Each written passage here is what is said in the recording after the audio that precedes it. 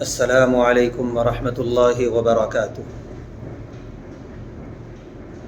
آئیے تاریخ کے اوراق میں سے ایک ورق پلٹتے ہیں اور اپنے عروج کا ایک زمانہ یاد کرتے ہیں۔ اور وہ یاد کرنے کی ضرورت اس لیے پڑی کہ اس وقت جو فیفا ورلڈ کپ کے نام پر قطر نے جو جرأت مندی کا مظاہرہ کیا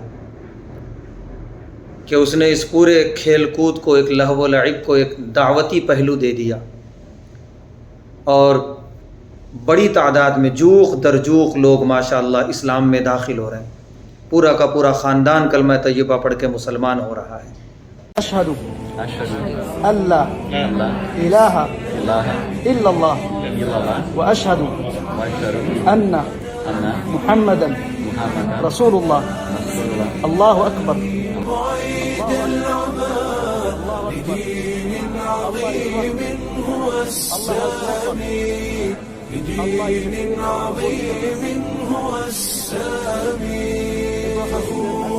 فخور بإسلامي فمنه ارتويت أنا الظامي هداني إلهي بعيد العمى لدين عظيم هو السامي لدين عظيم هو السامي وجدت هناء وذقت الرضا وزالت عن القلب آلامي أنست بأهل هم إخوة رعوني بحب وإكرام فلله شكري غزير العطاء سأبقى فخورا بإسلامي سأبقى فخورا بإسلامي۔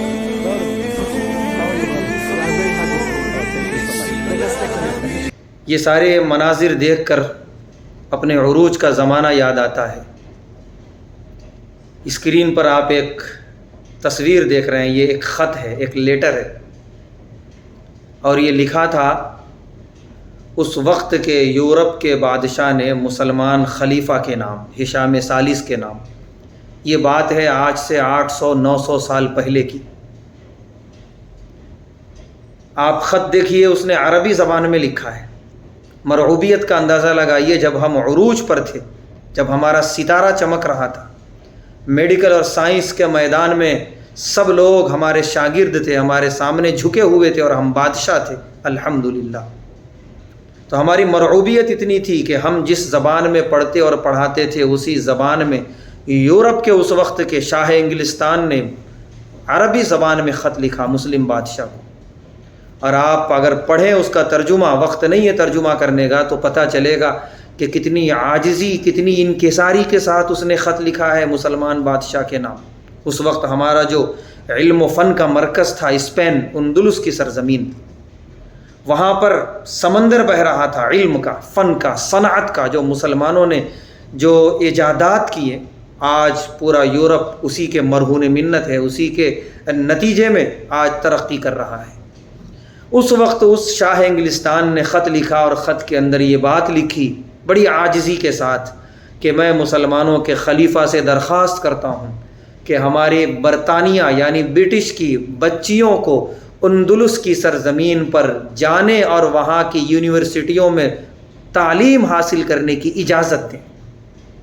اندازہ لگائیے، اندازہ لگانے والے لگا رہے ہوں گے اور سمجھ رہے ہوں گے کہ کیا وقت تھا کہ وہ لوگ ہمارے سامنے جھکے ہوئے تھے علم و فن کے میدان میں، اور بڑی عاجزانہ درخواست کر رہا ہے وہ اس خط کے اندر۔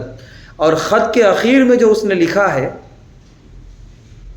کہ تمہارا خادکم المطیع، تمہارا اطاعت گزار خادم، فرما برداری کرنے والا غلام جارج ثانی شاہ انگلستان۔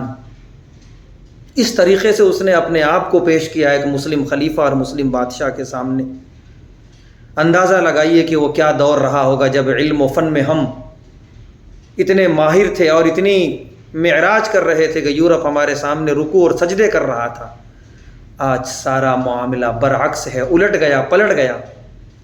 ایک جو چھوٹی سی جھلک دکھائی ہے قطر نے، اس کی بنیاد پہ یہ کہا جا سکتا ہے کہ پورے مسلمان نہ صحیح، پورے عرب اگر آج متحد ہو جائیں، سارا یورپ یہود و نصارہ ان کے سامنے جھکے ہوئے نظر آئیں گے۔